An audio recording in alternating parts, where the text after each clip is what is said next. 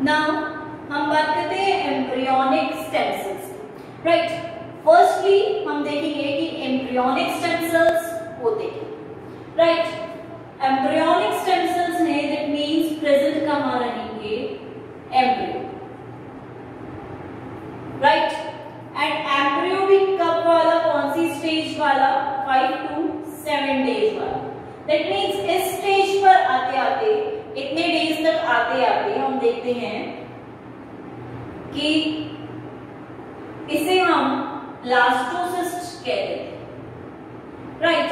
And secondly blastocyst में ICM cells present रहते हैं जिन्हें हम बोलते हैं inner cell mass, alright.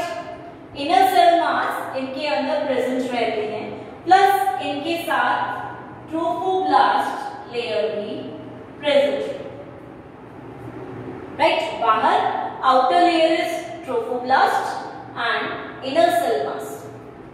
Inner cell mass most of the हम बोल सकते हैं एम्ब्रियो के पार्ट को फॉर्म करते हैं, यानी कि एम्ब्रियो फॉर्मेशन में एक इंपॉर्टेंट रोल प्ले करते हैं, राइट। सो एम्ब्रियो इस स्टेज में आईसीएम सेल्स एम्ब्रियो के फॉर्मेशन में हेल्प करते हैं। तो ये एक प्रकार के स्टेम सेल्स हुए जो कि पूरे एम्ब्रियो के ऑर्गन्स को फॉर्म करने की कैपेसिटी रखते हैं।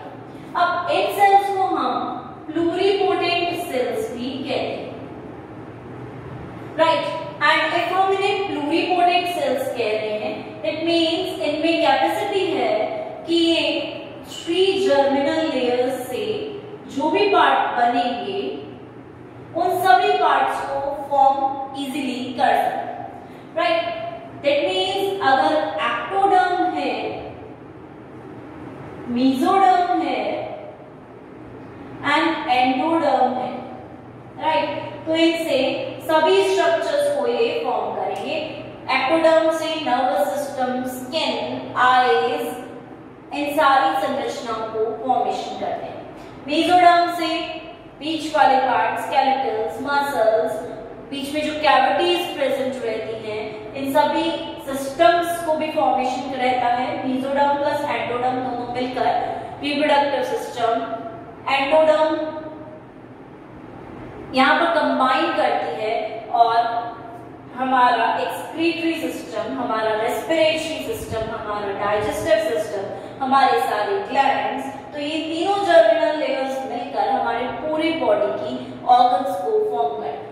तो इस तरह से यहाँ पर नॉर्मली हम बोल रहे हैं कि प्लूरिपोटेंट नेचर है, दैट मींस 3 जर्मिनल लेयर्स से जिन भी स्ट्रक्चर्स का फॉर्मेशन होता है उन सभी स्ट्रक्चर्स को ये फॉर्म कर सकते हैं आईसीएम सेल्स, राइट। इनमें जो डिवीजन होता है, सबसे पहले बात करेंगे 1 सेल होता है zygote, then 2 cells, then 4 cells, इस तरह से डिवीजन होता रहता है और कई बार 220 सेल्स तक भी डिवीजन पहुंच जाता है। दैट मींस यहाँ पर सेल्स का नंबर काफी ह्यूज है, काफी लार्ज है, राइट। जब हम ह्यूमंस में बात करते हैं सेल की, तो हमें 18 माइक्रोमीटर के आसपास साइज, लेकिन वही हम माउस में बात करते हैं तो हमें 8 माइक्रोमीटर या 6 माइक्रोमीटर के आसपास साइज देखने को मिलती है। तो ये तो बात थी कि एम्ब्रियोनिक स्टेम सेल्स क्या होते हैं, कहाँ प्रेजेंट होते हैं, इनमें कैसे सेल्स होते हैं और क्या कैपेसिटी रखते हैं, प्लूरिपोटेंसी की कैपेसिटी रखते हैं। सेकेंडली यहां हम बात करते हैं दैट एम्ब्रियोनिक स्टेम सेल्स तो हैं, बट इन्हें हम डिराइव कैसे करेंगे, ठीक है, इन्हें हम सेपरेट कैसे करेंगे, इनका लार्ज नंबर कैसे प्रोड्यूस होगा। तो how to derive embryonic stem cell lines, right. Embryonic stem cells की लाइन्स को, स्टेम सेल लाइन्स को हम कैसे डिराइव कर सकते हैं, कैसे ऑब्टेन कर सकते हैं, दिस इज अ क्वेश्चन।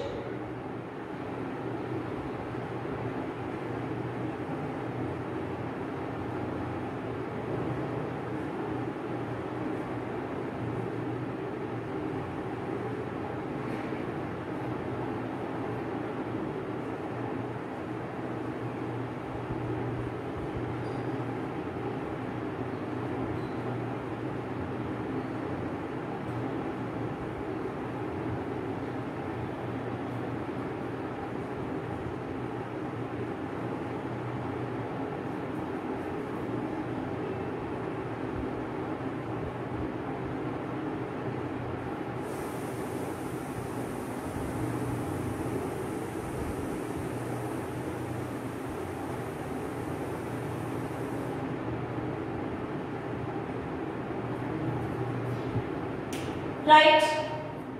सबसे पहली बात करते हैं कि स्टेम सेल लाइंस होती क्या है। तो स्टेम सेल लाइंस कुछ नहीं है, सिर्फ एक ग्रुप है, एक पॉपुलेशन ऑफ सेल्स है, ग्रुप ऑफ सेल्स है जो कि खुद अपने आप रेप्लिकेट कर सकती है, खुद को रेप्लिकेट करने की पॉसिबिलिटी रखती है, कैपेसिटी रखती है लॉन्गर टाइम तक, राइट, लॉन्गर टाइम तक। एंड कौन सी कंडीशंस में भी, इन विट्रो कंडीशंस में, right, that means laboratory conditions में भी खुद को रेप्लिकेट करने की प्रोबेबिलिटी है इनके पास काफी लंबे टाइम तक, काफी लॉन्ग टाइम तक।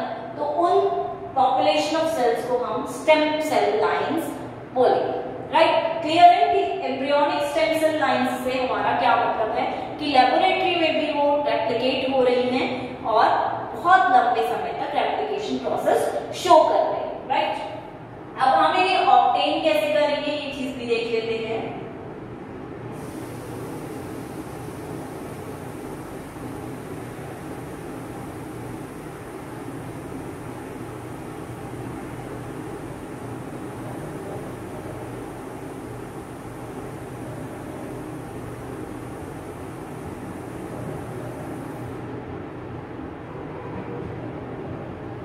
राइट, सो ये हमारा ब्लास्टोसिस्ट है।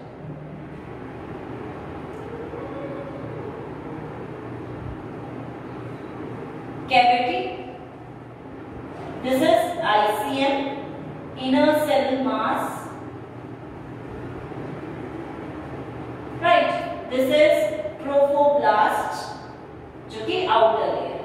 तो इसको कंप्लीटली हम क्या डिफाइन करेंगे, that this is blastocyst 5 to 7 days में जिसका फॉर्मेशन हो। ठीक है, अब इस ब्लास्टोसिस्ट से हमें क्या करना है, आइसोलेट करना है ICM सेल्स को, राइट, ICM सेल्स को आइसोलेट करना। तो ये हमने ICM सेल्स को आइसोलेट किया, राइट। अब इन्हें आइसोलेट करने के बाद हमें कल्चर मीडियम पे प्लेस करना है, राइट। तो हम इन्हें कल्चर मीडियम पे प्लेस कर देंगे। इस तरह से पेट्री प्लेट्स होंगी, उनमें कल्चर मीडियम प्रेजेंट रहेगा, उनके अंदर इन सेल्स को हम प्लेस करेंगे। तो आप देखेंगे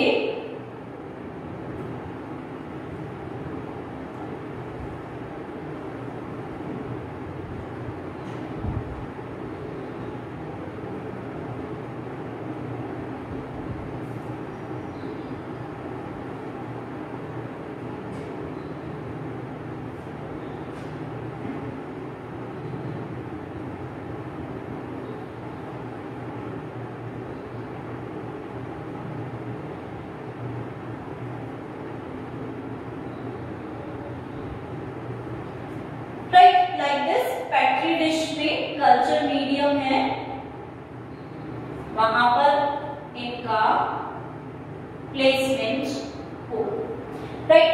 कल्चर मीडियम में प्लेस करने के बाद जब हम इन्हें ऑब्जर्व करते हैं तो हम क्या देखेंगे, सपोज हम एक सेल को ऑब्जर्व करते हैं तो हम यहां देखेंगे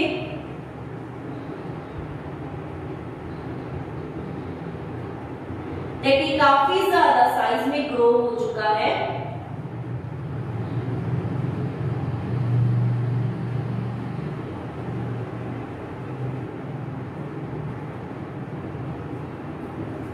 राइट। तो इस तरह से यहां पर हम एम्ब्रियोनिक स्टेम सेल लाइन को ऑब्टेन कर सकते, राइट। तो इस तरह का प्रोसेस अपन यहां आसानी से देख सकते हैं। तो यहां हमने क्या देखा है कि ब्लास्टोसिस्ट है, उसमें से हमने इनर सेल मास को रिमूव किया है, आइसोलेट किया है, और एम्ब्रियो जो है वो डिस्ट्रॉय हो जाएगा, राइट। एम्ब्रियो डिस्ट्रॉय हो जाएगा बिकॉज हमने आइसोलेट कर लिया ICM। अब इस ICM को, ये आइसोलेटेड ICM है, इसे हमने प्लेस किया है कल्चर मीडियम में। कल्चर मीडियम में कल्चर प्लेट्स में किया, मीडियम वहां प्रेजेंट है, न्यूट्रिएंट मीडिया है, वहां पर ग्रो हो रहा है, कल्चर हो रहा है, और कल्चर होने के बाद जब हमने इसे ऑब्जर्व किया तो ये क्या है, एम्ब्रियोनिक स्टेम सेल है, यानी कि ये क्लोन भी कहला सकता है, बिकॉज यहाँ जस्ट रेप्लिकेशन हुआ। बड़ा अपनी स्टेम सेल लाइन क्या है, पॉपुलेशन ऑफ सेल्स है जहां पर रेप्लिकेट कर रहे हैं वो खुद, राइट, रेप्लिकेशन प्रोसेस हो रहा है, तो रेप्लिकेशन के कारण क्लोन्स का फॉर्मेशन होता है। And longer periods of time in vitro condition, यानी कि लेबोरेटरी में ही एक्सपेरिमेंट हमने करवाया है और लेबोरेटरी कंडीशंस में हमने क्लोन को बनाया।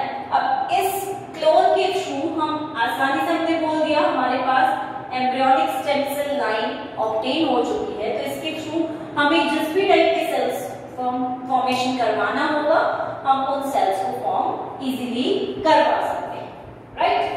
सो हम यहाँ पर यही बोलेंगे कि ट्रोफोब्लास्ट जो है वो रिमूव कर दी जाती है, तभी एम्ब्रियो का डिस्ट्रॉयमेंट होता है, एम्ब्रियो डिस्ट्रॉय कर दिया जाता है वहां से।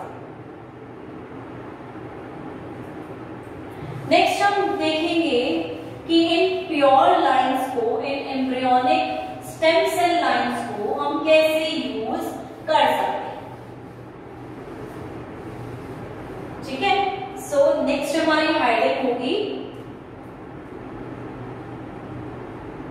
How to obtain different cells, right, in laboratory conditions. So firstly हम बोलेंगे ये एग था, राइट, यहां पे फर्टिलाइजेशन हुआ, फॉर्मेशन क्या हुआ, फर्टिलाइजेशन, फर्टिलाइजेशन से जाइगोट का फॉर्मेशन, राइट, तो जाइगोट फॉर्म हो गया। अब इस जाइगोट में क्लीवेज हुए एंड 5 to 6 डेज में हमारा ब्लास्टोसिस्ट बन गया। ब्लास्टोसिस्ट की संरचना, स्ट्रक्चर इस तरह से होता है, हम इतनी बार देख चुके हैं। ब्लास्टोसिस्ट कुछ भी नहीं है, एक तरह से ब्लास्टुला की ही फॉर्म है, अलग अलग ऑर्गेनिजम्स में उसे हम अलग अलग नाम से कह देते हैं, राइट, है ब्लास्टुला ही वो, क्योंकि सेल्स में क्लीवेज हुआ, डिवीजन हुआ, तो ब्लास्टोसिस्ट का फॉर्मेशन। अब ये हमारी ट्रोफोब्लास्ट है एंड ये हमारे आईसीएम है, इनर सेल पर्सन। इन आईसीएम सेल्स को हमने रिमूव किया, तो हम लिखेंगे आइसोलेट आईसीएम, राइट।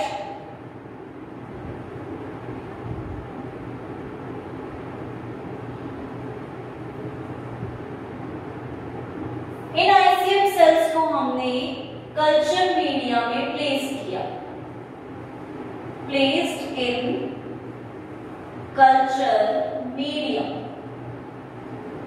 राइट। तो कल्चर मीडियम था हमारे पास,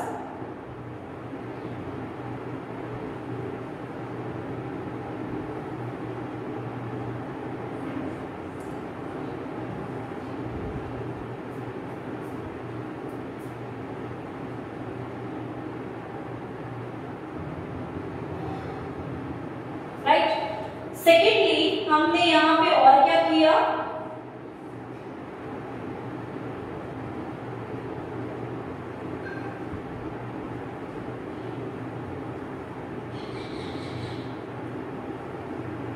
कुछ कंडीशंस भी प्रोवाइड किया, ठीक है। अब ये प्लूरिपोटेंट सेल था हमारा, तो ये प्लूरिपोटेंट सेल्स 3 या अलग अलग डिफरेंट टाइप की सेल्स में डिवाइड हुए।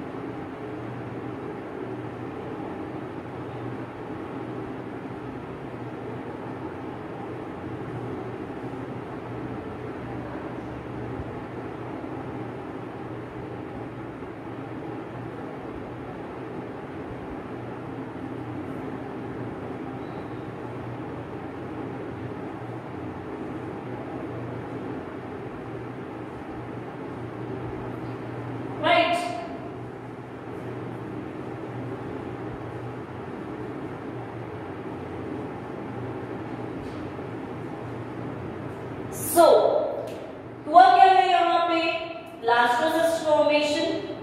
सेकेंड हमने आइसोलेट किया है आईसीएम सेल्स को। देन थर्ड हमने इन्हें प्लेस किया कल्चर मीडियम में। फोर्थ हमने इन्हें प्रोवाइड की स्पेशलाइज्ड कंडीशंस, जिसके कारण ये वेरियस टाइप के स्टेम सेल्स में या वेरियस डिफरेंशिएटेड सेल्स में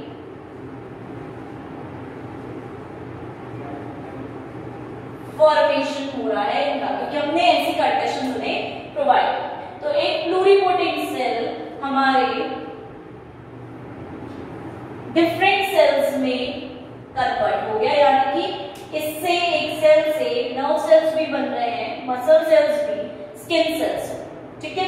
एक्टोडर्म का रोल भी प्ले कर रहे हैं, मेसोडर्म का रोल भी प्ले कर रहे हैं, एंडोडर्म का रोल भी प्ले कर रहे हैं, गट सेल्स को भी फॉर्म कर सकते हैं, राइट, गट सेल्स भी फॉर्म कर लेंगे, डाइजेस्टिव सिस्टम को भी फॉर्म कर सकते हैं। सो इस तरह से हम डिफरेंट सेल्स को ऑब्टेन करके लेबोरेटरी कंडीशन में इनकी बेसिस पर डिफरेंट टाइप के सेल्स बना सकते हैं। तो हमारे पास एक अच्छा खासा फ्यूचर है इससे रिलेटेड। अगर लेबोरेटरी में हमने इन्हें प्रिपेयर कर लिया तो हम ट्रांसप्लांटेशन कर सकते हैं और इजीली हम बहुत सारे डिजीजेस से फाइट कर सकते हैं, राइट। स्किन प्रॉब्लम्स होंगी तो वहां ट्रांसप्लांटेशन हो रहा है, लिवर ट्रांसप्लांटेशन में, किडनी ट्रांसप्लांटेशन में, नर्व सेल्स के ट्रांसप्लांटेशन में। कुछ सेल्स ऐसे होते हैं जो डोपामाइन सिक्रीट नहीं कर पाते हैं, पार्किंसंस डिजीज कॉज करते हैं, nervous related disease disorders cause करते हैं।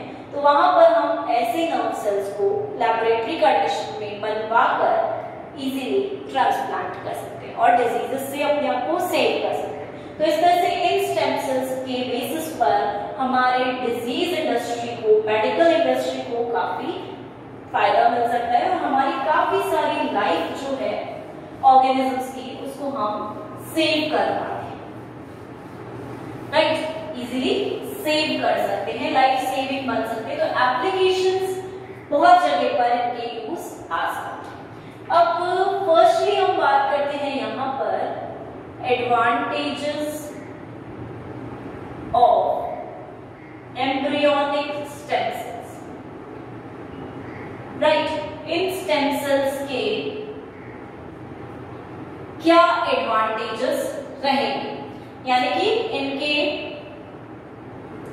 कौन सी ऐसी प्रॉपर्टीज हैं जिनके कारण हमें इन सेल्स को यूज करना चाहिए।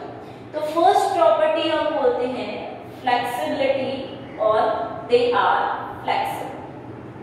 सेकेंड प्रॉपर्टी हम बोलते हैं they are immortal. And third property हम बोलते हैं अवेलेबिलिटी। ये थ्री प्रॉपर्टीज हैं जिनके बेसिस पर हम डिफाइन करते हैं कि हमें एम्ब्रियोनिक स्टेम सेल्स का यूज करना चाहिए। फर्स्टली हम बोल रहे फ्लेक्सिबल है, दैट मींस फ्लेक्सिबल का मतलब ही यहाँ पर मीनिंग ही क्या होता है कि ये ऑल टाइप के सेल्स को, all type of cells can be formed, right? If they are flexible, that means they can form all type of cells, all type of tissues, organs, right? So इसलिए that's why we say they are flexible, कि ये सारे type के tissues को form करने की capacity रखते हैं। If we say they are immortal, that means कि ये लॉन्ग टाइम तक या लॉन्ग टाइम तक रेप्लिकेशन प्रोसेस को परफॉर्म कर सकते हैं। इमॉर्टल है मींस एक राउंड ऑफ रेप्लिकेशन कंप्लीट करके ही इनकी डेथ नहीं हो जाएगी या ये अपने फंक्शन को वहां परफॉर्म नहीं कर पाएंगे, ऐसा वहां पर नहीं होगा। लॉन्ग टाइम तक रेप्लिकेशन को कैरी फॉरवर्ड रख सकते हैं। इमॉर्टल है, मरेंगे नहीं, अमर है, that means they are live for long times. Availability means कि हम इन सेल्स को इजीली ले सकते हैं, इजीली अवेल कर सकते हैं, इजीली हमारे पास हम ले सकते हैं। सेकेंडली, लेबोरेटरी कंडीशंस में या इफ साइंटिफिक लैंग्वेज में बोले तो इन विट्रो कंडीशंस में भी हम इन्हें इजीली यूज कर सकते हैं। तो that means they are available, availability इनकी काफी हाई लेवल पे है, इसीलिए हम इन सेल्स को यूज करते हैं। फ्लेक्सिबल, इम्पोर्टेंट एंड इनकी अवेलेबिलिटी इवन लैबोरेटरी कंडीशंस के लिए। राइट, अब हम बात करेंगे इनकी डिसएडवांटेजेस की कि क्यों इन सेल्स को यूज नहीं किया जाता। सबसे फर्स्ट हम बात करेंगे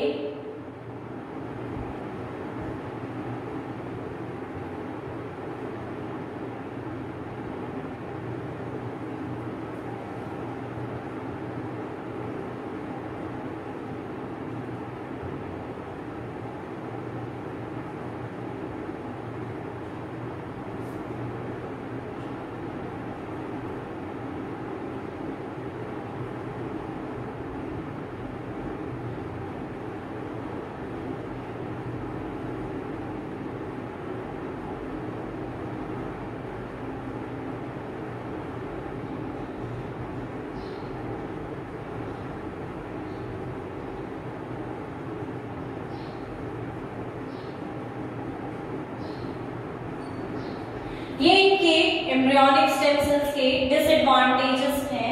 दैट मींस ये इनके हम बोल सकते हैं कि रीजंस हैं कि क्यों हम इन सेल्स को यूज नहीं कर पाते। First, differentiating uniformity and homogeneous.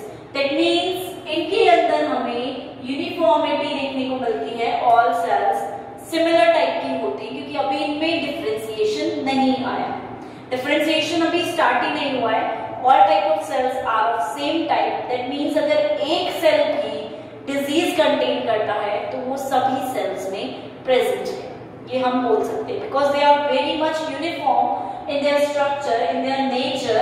तो यूनिफॉर्मिटी बहुत ज्यादा है, होमोजेनस नेचर है, हेट्रोजेनस टाइप का नेचर नहीं है, एकदम सेम कंटेंट्स से ये बने हुए हैं, इनका फॉर्मेशन सेम कंटेंट से है, सेम जीन लेवल है, सेम मॉलिक्यूलर बायोकेमिकल लेवल है इन सेल्स।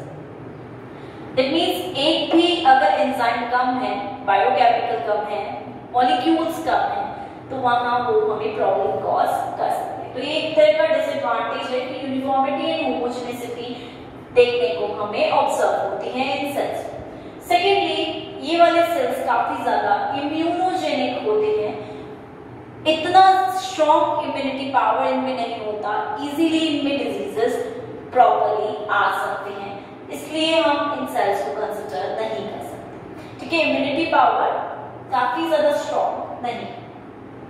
थर्डली, ट्यूमरोजेनिक है, दैट मींस ट्यूमर कॉजिंग है, क्योंकि एम्ब्रियो स्टेज से हम ले रहे हैं, तो एम्ब्रियो स्टेज में ट्यूमर्स, कार्सिनोमास प्रेजेंट रह सकते हैं, तो ट्यूमरोजेनिक नेचर हो सकता है इनका, इसलिए हम इन्हें रिसीव नहीं कर सकते। बिकॉज इफ हमने ले लिया, हमने बनवा भी दिया और फिर हम ट्रांसप्लांट भी करा रहे हैं, तो वहां ट्यूमर्स कॉज कर सकते हैं, ऐसे एजेंट्स हो सकते हैं वहां पे जो ट्यूमर्स को कॉज कर सकते हैं। Fourthly, destruction of development of human life, कि हम ऐसे सेल्स को, ट्यूमरोजेनिक सेल्स को इफ हम ट्रांसप्लांट भी करवाते हैं तो वहां डिस्ट्रक्शन होगा हमारी ह्यूमन लाइफ का, क्योंकि जब हम डेवलपमेंट करवा रहे हैं तो ह्यूमन लाइफ को वो डिस्ट्रॉय ही कर सकते हैं। सेकेंड, डिस्ट्रक्शन हम ये भी बोलते हैं कि जो एम्ब्रियोनिक स्टेम सेल्स है, हम एम्ब्रियो से ले रहे हैं, तो ये एथिकल नहीं माना जाता। ठीक है, साइंटिस्ट तो ये प्रूव करने में लगे हुए हैं कि हम अगर एक सेल रिमूव भी करते हैं तो ह्यूमन लाइफ पे एज सच कुछ इफेक्ट नहीं पड़ेगा, but in the language of law they are not found to be ethical. Right, इसलिए एम्ब्रियोनिक स्टेम सेल्स से ज्यादा इंपॉर्टेंस प्लेसेंटल स्टेम सेल्स को दी जाती है, प्लेसेंटा के सेल्स को दी जाती है। राइट, बिकॉज एम्ब्रियो से हम सेल्स को रिमूव करें, हो सकता है कि जो प्रोसेस है रिमूवल के वो सेल्स को डिस्ट्रॉय कर दें, किसी फीटस की लाइफ को डिस्ट्रॉय कर दें वहां पर। सो इसलिए एम्ब्रियोनिक स्टेम सेल्स का जो डेवलपमेंट है, इनके बेसिस पर जो हम डेवलपमेंट कर रहे हैं या स्टेम सेल रिसर्च को इफ आगे लेकर जाते हैं, तो वो एथिकल नहीं माना जाता है आजकल, लेकिन इस पर काफी चीजें चल रही हैं, एथिक्स के खिलाफ माना जाता है।